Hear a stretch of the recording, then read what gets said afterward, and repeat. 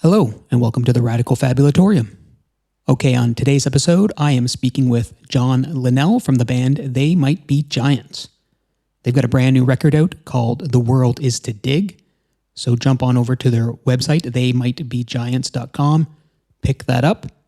You'll find, of course, their tour dates, their other releases, merch, and all kinds of information about the band on that website. It was a great chat. I really enjoyed listening to the record. I highly suggest you pick it up. It's a fun one.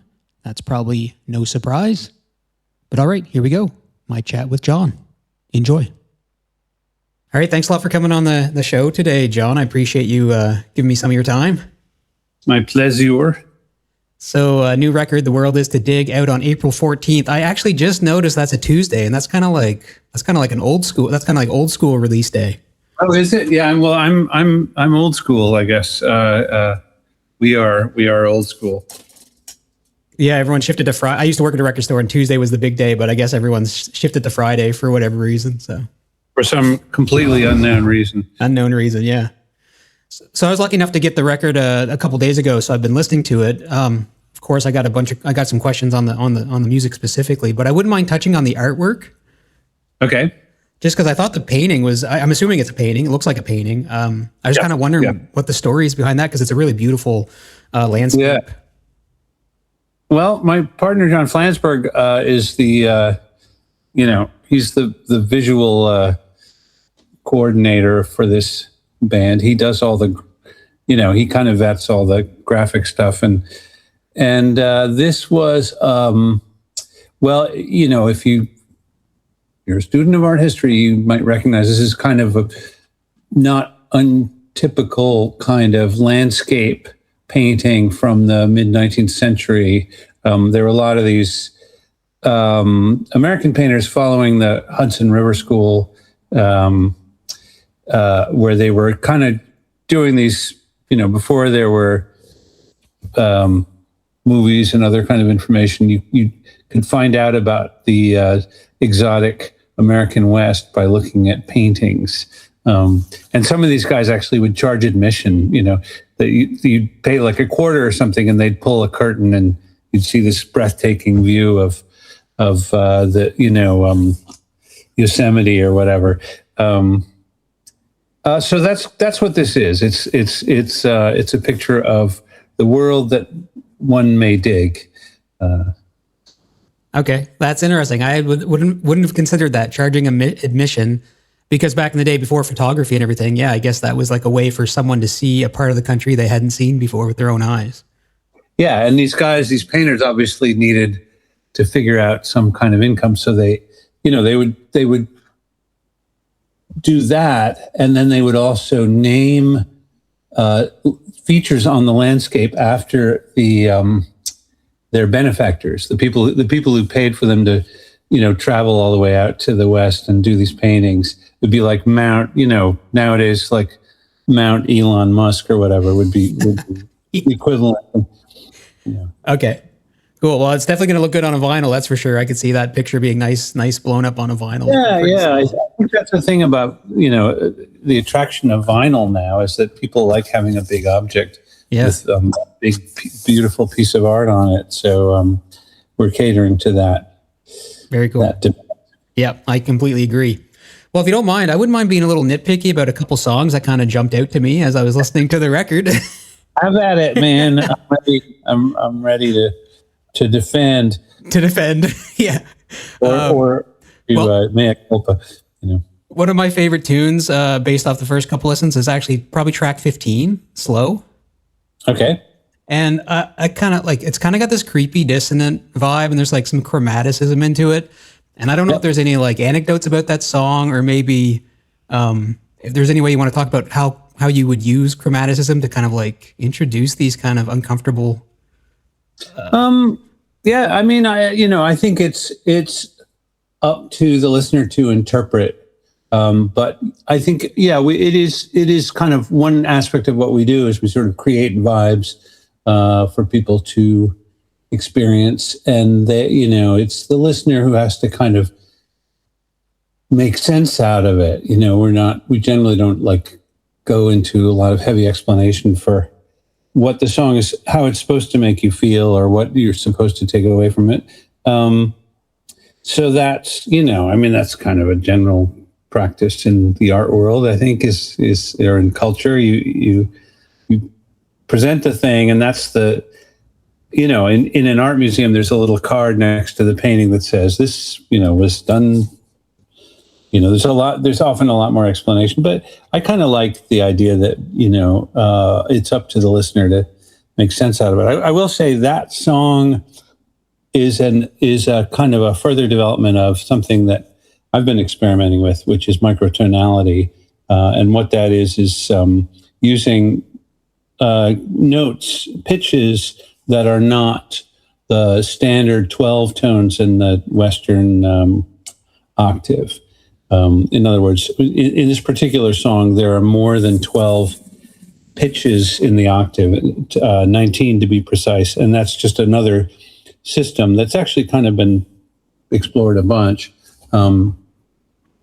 as a way of creating, to me, it's like it's an opportunity to create some alternate kind of listening experiences. It has a vibe to it that's, like you suggest, it's a little bit haunted and strange sounding, partly for that reason. What inspired the microtonal approach? Like, I know I've been told it's like existed kind of in like Persian music and Middle Eastern music for a long time, but what kind of triggered your interest in that? When I was a very young person, a friend of mine gave me a book by the composer Harry Partch called Genesis of a Music. And I was 20 or something, and I just devoured the whole thing. It's a really fascinating explanation of his system of music making, which involves, I think, there's 41 different pitches in Harry Partch's octave. And he has a whole theoretical framework for that. It's very much based on, a kind of theoretical underpinning of the way that harmony works, and really interesting. And I gobbled the whole thing up. And I think ever since I've been kind of interested in we've done other microtonal stuff. It's not really a main feature of our music, but from time to time, I think it's something that I've been kind of interested in exploring. Do you have to use one of those special, like the special fretted guitars, or do you like record it on a fretless instrument, fretless guitar?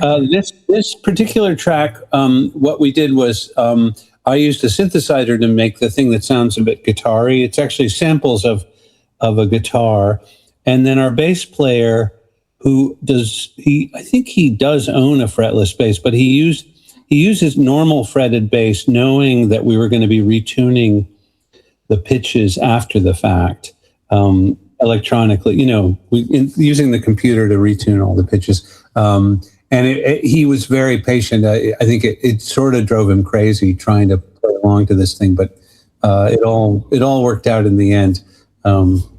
So that was a lot of fun. Okay. Yeah, that's really interesting. Yeah, thanks for answering that. That's microtonal's kind of like, I'm sure everyone's mentioned that band Angine the Poitrine, and everyone. Yeah, and that's kind of a nice segue, because I'm in New Brunswick, Canada, which is the only bilingual province in Canada, and there's a French tune on this new record, and Angine the Poitrine's French, so I just thought I'd use that to bridge the gap. What was the inspiration behind the French song Je n'en ai pas? Right. Well, I'm also kind of a dilettante when it comes to language acquisition, which is not to say I have any special talent for it, but I am very enthusiastic about trying to learn other languages. So for a number of years, I spent some time working on my French, and I'm still obviously not fluent at French, but I just enjoy it. I don't know why we're not touring Canada this year. I mean, I feel like we have enough of a foothold with that one song. So it's a bunch of very simple French expressions that I just picked up along the way, and the main one being je n'en ai pas, which means roughly in English, my personal version of that in English is I got nothing. which is a phrase that we actually use a lot when we're out of things to say. We say, "I've got nothing." Okay, cool. Yeah, well, I host a francophone, like a music show that focuses on francophone music. So I'm always excited when I get to add another song to the good. database. Oh, excellent. Yeah, Glad to hear it. And maybe we can talk to you briefly about. Well, there's a bunch of things I want to talk about, I guess, but maybe we could start with the way the album starts as well with the string arrangements. Is that how involved are you in the string arrangements? And do you have any sort of like philosophy on when strings are necessary? Yeah, well, that's a great question. We have had very few string arrangements on our records over the years. It's not something we have a regular horn section, and that we'll be taking out on tour this year. We have three horns, trombone, trumpet, and saxophone. And that's become this kind of standard thing that we add on to the live band. But as far as strings, yeah, I can probably count on one hand the number of times we've had a string arrangement on a They Might Be Giants song. I don't know why in particular. I mean, it's just it's something that maybe didn't occur to us. Flansburgh suggested adding strings to the song back in Los Angeles, and I did the string arrangement. And we just, we got actually it was done with one violinist overdubbing, stacking up all his parts. Yeah, like I said, that was unusual. It's a beautiful way to start the record, and I might be giving away a couple spoilers, but the album's out here shortly anyway. But it kind of like the song starts. I know you said it's up to the listener to kind of put their feelings or onto the songs, but it kind of feels like walking home after staying up all night. You're walking home with a sunrise. That's kind of the vibe I get. Yeah, that's great. I love that. I will say that another inspiration for the arrangement it was the soundtrack to the movie Taxi Driver, which has a lot of long chords played, I think, by brass instruments. And then there's a kind of a very arrhythmic drum part that just sounds like some crazy person hitting a snare drum, not in time to the music. And that was Bernard Herrmann, I guess, a very late Bernard Herrmann composition for Taxi Driver. So I love the sort of menacing sound of that drum, and I asked our drummer to see if he could do something like that on that song. I love the way the drummer too, and it happens in a few different tracks where like the drums are busy, but they sit there really nicely, and so it kind of has that subconscious energy maybe, but it doesn't get in the way of the rest of the yeah. Well, those choices were, the drummers, he was improvising the part, based on kind of some direction from me. But he, I think he's got a very good intuition about how much and or how little to play on the track. I feel like I've been working with this guy for almost 25 years now, and so we know each other. I know kind of what his intuitions are, and I trust him basically to come up with a lot of his parts. Okay, so does that mean so how does percussion in general influence the songwriting? Well, John and I make demos at home, and that's the beginning of every song pretty much. I think I can't even think of any exceptions. I think we almost always start with a home demo that one or the other of us has created, bring it to the other guys, and we have drummer, another guitarist, and a bass player. Sometimes we'll meet up in a rehearsal studio and work on the arrangement, but very, very often they listen to the demo and come up with their own parts based on that, and then we convene in the big recording studio, the expensive Manhattan recording studio, and do the actual recording of the song there. But there's most of the decisions get made before we ever set foot in the big place. And you mentioned the drummer's been with you for about 25 years. Is it the same with the other musicians? And how that affects the trust, obviously, that trust. Yeah. The drummer is actually the new guy. We've had the other guys for even longer. Okay. And of course, John and I have been working together since we were almost since we were teenagers. But since more than 40 years now. Great. Yeah. With the few minutes we have left here, I wouldn't mind just picking your brain a little bit about track 7, Telescope. Yep. So I was curious about how the percussion came together on that. Maybe you've already answered it, but I'm always fascinated by shorter songs and how songwriters decide or how they feel when they know a song is done when it's a shorter tune. Yeah. I mean, again, it's somewhat intuitive, I think, but John and I tend to like the short format. As you can see by looking at everything we've done, there's very few songs that are more than 3 minutes in our whole catalog. The drums on Telescope are, I think, I mean, this was a while ago that we recorded it, but I think most of it is percussion that's been processed through some kind of device like a ring modulator or something like that. One of those things that really, really affects the sound and makes it sound kind of electronic and strange.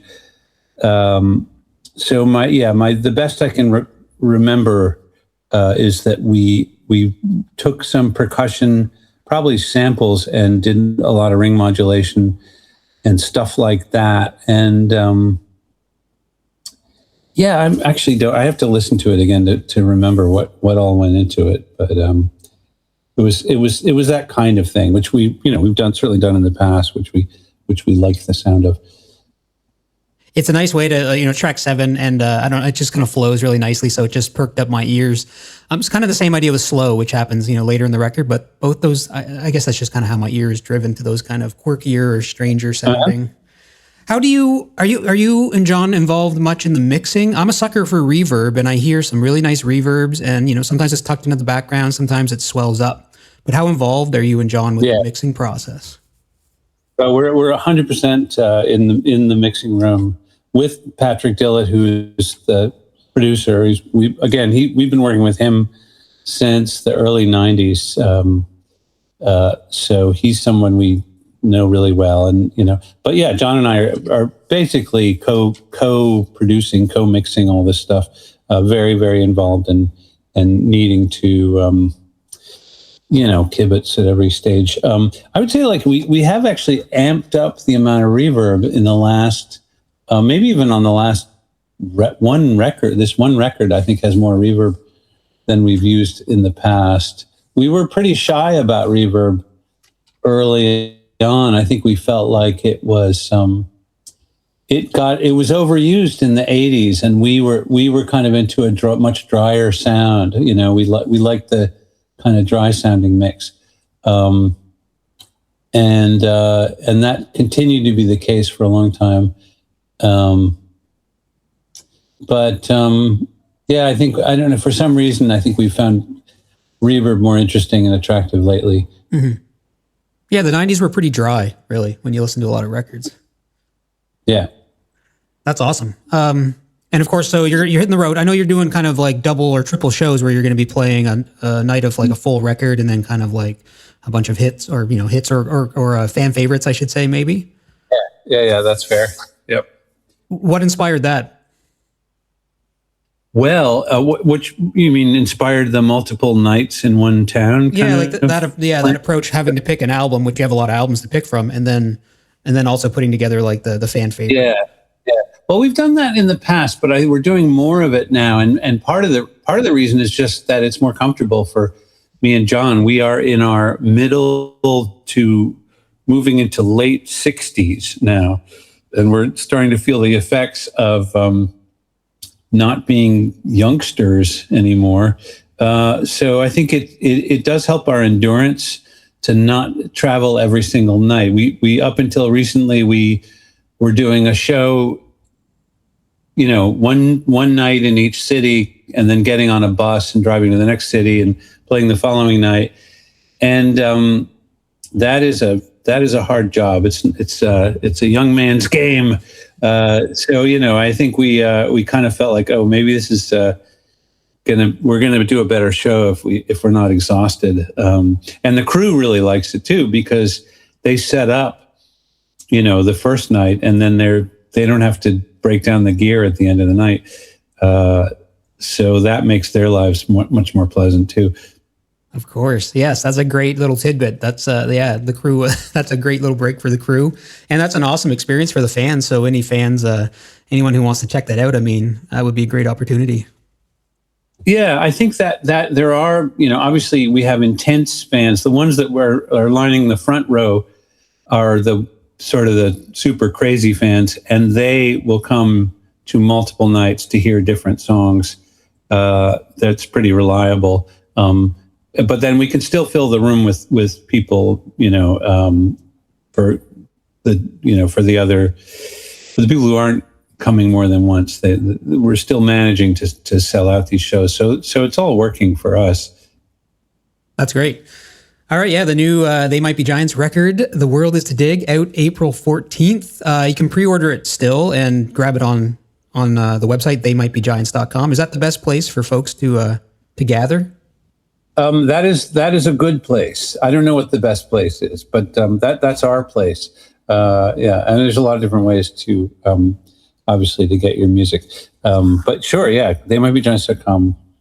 Come on down. Well, thanks a lot, John. I appreciate you giving me your time today. I've had the record, I guess, so I've been spinning it, luckily. But it's a great record, and I'm sure everyone's stoked to get their hands on some new music. All right, great talking to you. You too. Have a great day. And bye. Okay, see you later. Bye.